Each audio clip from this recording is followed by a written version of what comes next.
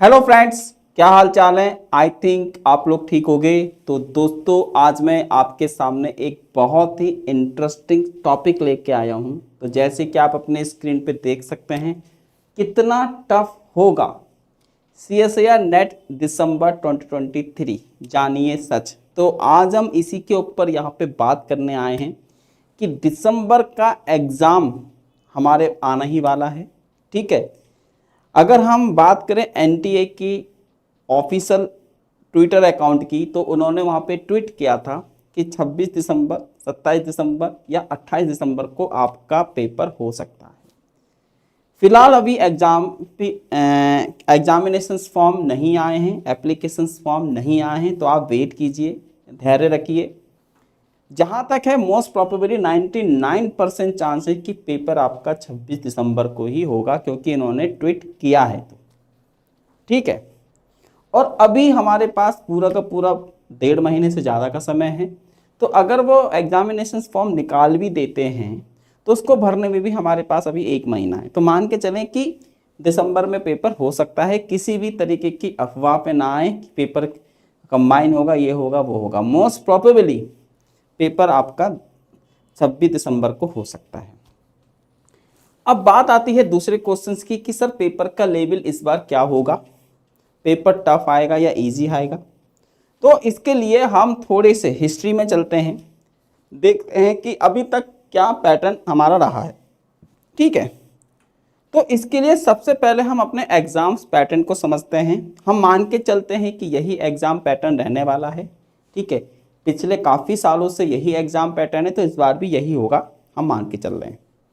अगर थोड़े बहुत चेंजेस हो गए तो वो आपको बता दी जाएंगे एप्लीकेशन फॉर्म भरते समय, लेकिन फ़िलहाल के लिए एग्ज़ाम पैटर्न आपका यही है। इसमें क्या है, आप देख सकते हैं कि फिजिकल साइंस का जो पेपर है, इसमें part A, part B, part C, ये हमारे पास 3 पार्ट होते हैं, सबको पता है। टोटल क्वेश्चंस आपके, अगर हम बात करें पार्ट ए के, इसमें 20 क्वेश्चंस हैं, 25 क्वेश्चंस पार्ट बी में हैं और फिर 30 क्वेश्चंस पार्ट सी में हैं। टोटल 75 क्वेश्चंस आपके यहाँ पर आते हैं।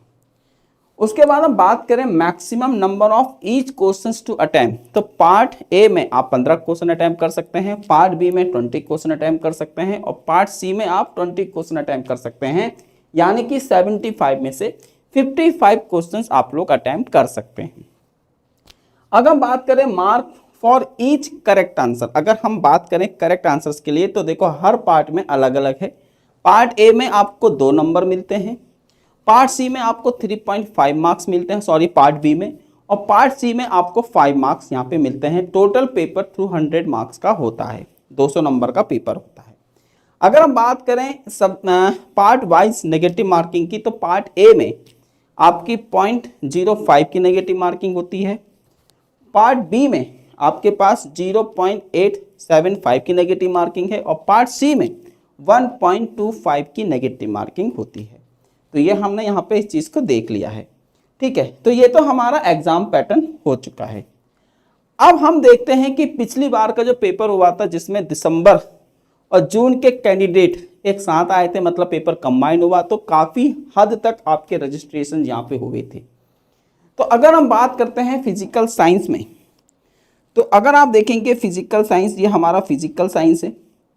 तो फिजिकल साइंस में आप देखेंगे कि अगर हम बात करें मेल कैंडिडेट्स की, तो कितने रजिस्टर हुए थे, 24,000 ये हमारे रजिस्टर्ड हुए थे। और पेपर देने जो आए थे एग्जामिनेशन सेंटर पे, जो अपीयर हुए थे, वो 17,000। तो अगर हम बात करें, ठीक है, टोटल रजिस्टर्ड कैंडिडेट की कितने हैं, 44,000 स्टूडेंट्स ने यहाँ पे रजिस्टर्ड किया था, मेल प्लस फीमेल मिलाकर, और अपीयर कितने हुए थे, 32,000। ठीक है, तो ये हमारे पास एक नंबर है। हमको थोड़ी सी हिस्ट्री भी पता होनी चाहिए, क्योंकि नंबर ऑफ स्टूडेंट्स पे भी काफ़ी चीज़ें डिपेंड करती हैं। ठीक है, जो अपीयर हुए हैं। उसके बाद अगर हम JRF के लिए देखें कि JRF के लिए कितने लोगों ने लास्ट टाइम अप्लाई किया था, तो अगर हम बात करें फिजिकल साइंस की, तो फिजिकल साइंस में 30,000 लोगों ने, लगभग 31,000 लोगों ने JRF में अप्लाई किया था। और असिस्टेंट प्रोफेसर यानी कि लेक्चरशिप में 14,000 लोगों ने अप्लाई किया था। तो टोटल वही बनता है 44,000, है ना। तो ये है, यानी कि आप देखेंगे कि मेजॉरिटी जो कैंडिडेट्स हैं, नंबर ऑफ मेजॉरिटी कैंडिडेट्स वो जेआरएफ में अप्लाई करते हैं। ठीक है, तो ये है। इसके बाद अगर हम बात करें थोड़ी सी कट ऑफ की इस बार की जो कट ऑफ है बहुत खतरनाक गई थी, है ना, मतलब इतनी कम कट ऑफ लास्ट टाइम बहुत, तो आप देख सकते हैं जून 19 में इतनी कट ऑफ आई थी हमारे पास, और ये इस बार हमारे पास जून 23 की कट ऑफ, यानी इस बार कट ऑफ बहुत कम गई थी, है ना। आप देख सकते हैं 39% की बात कर रहा हूं, अगर हम इसको राउंड ऑफ करें तो 40% पे आपका जेआरएफ हो गया था। तो इसका मतलब है इस बार का पेपर थोड़ा सा हार्ड हम मान सकते हैं कि इस बार जून 2023 का पेपर थोड़ा सा हार्ड आया था, क्योंकि कट ऑफ बता रही है आपको। ठीक है, ईडब्ल्यूएस की कट ऑफ देखेंगे तो 33%, यानी कि 66 नंबर पे आपका जेआरएफ हुआ था ईडब्ल्यूएस कैटेगरी में। वहीं पर ओबीसी की बात करें तो इनका भी लगभग 66 मार्क्स पे इनका जेआरएफ हुआ था। एससी की बात करें तो 50%, 50%, मतलब 50 मार्क्स 50 मार्क्स 50 मार्क्स। ठीक है, तो इसका मतलब पेपर इस बार जून का थोड़ा टफ आया था, तभी ये इतना कट ऑफ लो गया है ना, बहुत लो कट ऑफ गया था इस बार जून का। देख सकते हैं कि 80 नंबर पे ही आपका जेआरएफ हो गया। वहीं पर अगर हम बात करें एलएस की, नेट की, तो आप देख सकते हैं कि 70 नंबर पर जनरल कैटेगरी में नेट हुआ है। हम 35% को कन्वर्ट कर रहे हैं नंबर्स में, तो 70 नंबर में आपका ये हुआ है। उसके बाद 66 नंबर पे आपका ईडब्ल्यूएस में नेट हुआ है। तो ये आप देख सकते हैं। ठीक है, तो ये हमारे पास है एक तरीके का डाटा, तो यह हमारे पास एक तरीके का डाटा है जून में। ठीक है, तो अब बात आती है कि सर इस बार क्या होगा। तो यार इस बार पेपर मॉडरेट टाइप का हो सकता है, ना टफ ना इजी।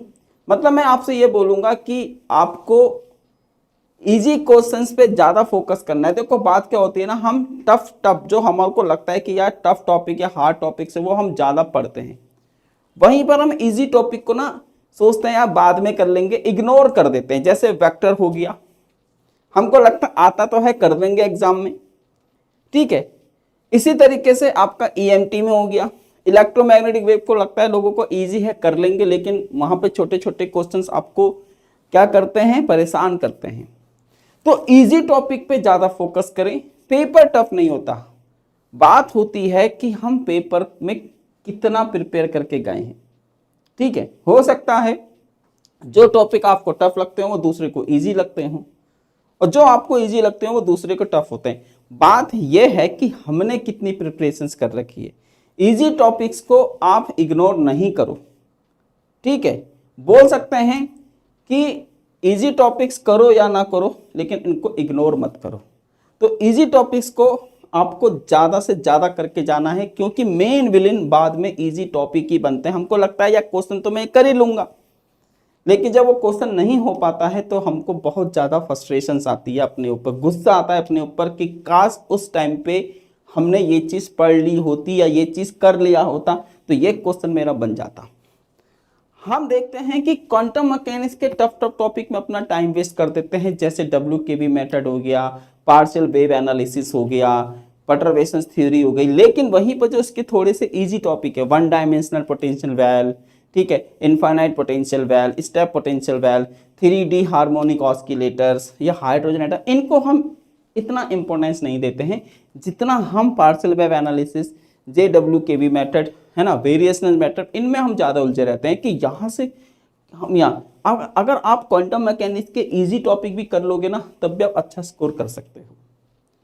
इसी तरीके से हम मैथमेटिक्स में देखते हैं। मैथमेटिक्स में क्या करते हैं हम कि हम differential equations, matrices, vector calculus, इनको छोड़ के हम जो टफ टॉपिक हैं, टेंसर हो गया, न्यूमेरिकल एनालिसिस हो गया, या आपका प्रोबेबिलिटी हो गया, है ना, या आपका कॉम्प्लेक्स के बहुत टफ क्वेश्चंस हो गए, उनमें हम ज़्यादा लगे रहते हैं। हमको लगता है कि यार हार्ड टॉपिक करेंगे तो सिलेक्शन होगा, लेकिन ऐसा नहीं है।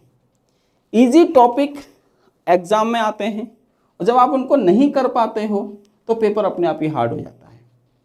तो इसीलिए बैलेंस बना के चले, इजी टॉपिक भी करने हैं, टफ टॉपिक भी करने हैं, ठीक है। ज़्यादा टफ टॉपिक करने के चक्कर में अपना टाइम को वेस्ट मत कीजिए, टाइम को अच्छे से यूटिलाइज कीजिए, इजी टॉपिक्स के ऊपर ज़्यादा फोकस कीजिए, है ना। लोगों को लगता है इजी टॉपिक के बाद में कर लूँगा, नहीं, उतना ही समय आप इजी टॉपिक्स की ज़्यादा प्रैक्टिस करें। लोग क्या करते हैं कि मैं हार्ड टॉपिक की ज़्यादा प्रैक्टिस करता हूँ, इजी तो मैं लास्ट में निपटा दूंगा, नहीं, ये मिस्टेक्स मत करनी है। इजी टॉपिक को भी इक्वल टाइम दीजिए, ठीक है। तो अगर आप ऐसा करेंगे तो पेपर टफ नहीं है, और ये सिर्फ कहने की बात है कि पेपर टफ आएगा, इजी आएगा, सब कुछ आपकी प्रिपरेशन के ऊपर डिपेंड करता है। जो आपने पढ़ा वह एग्ज़ाम में आ गया, पेपर इजी। जो आपने नहीं पढ़ा, पेपर में नहीं आया और पेपर में आ गया, तो एग्ज़ाम टफ, खत्म, सिंपल सी बात है। अगर मैंने कोई टॉपिक पढ़ रखे हैं वो एग्ज़ाम में आ जाए तो मेरे लिए पेपर इजी, और अगर मैंने वो टॉपिक नहीं पढ़े और एग्ज़ाम में आ गए तो पेपर टफ, सिंपल सा केस है ना। ज़्यादा लॉजिक लगाने की ज़रूरत नहीं है। जो पढ़ा पेपर में आया इजी, जो नहीं पढ़ा पेपर में आ गया टफ, सिंपल, ठीक है। तो मैं मान के चलता हूँ कि आपको मेरी बात समझ में आई होगी। थोड़ा सा डाटा मैं आपके इसलिए लेके आया, कट ऑफ बता दी, नंबर ऑफ स्टूडेंट, तो सब चीज़ों पर डिपेंड करता है कि उससे पेपर देने कितने बच्चे बैठे थे। सपोज करो आपकी पूरी तैयारी है लेकिन आप मेंटली अनस्टेबल हो, घर में लड़ाई हो गई, दोस्त ने कुछ कह दिया, एग्जामिनेशन सेंटर के बाहर देख के माहौल, आप पैनिक कर गए, बिगड़ गया पेपर, वही आपको टफ लगने लगा। तो अपने आप को काम रखें, पेपर देने जाएं, आराम से पेपर को दीजिए, और easy questions, moderate questions, tough questions सब करिए, है ना। अपने आप को अपनी तरफ से 100% दीजिए, बेस्ट दीजिए, सिलेक्शन हो जाएगा। ठीक है दोस्तों, तो मिलते हैं किसी दूसरे वीडियो में। मेरी तरफ से आपको एग्जामिनेशंस की ऑल दी बेस्ट है। इसको अपने दोस्तों के साथ शेयर कीजिए। Bye bye.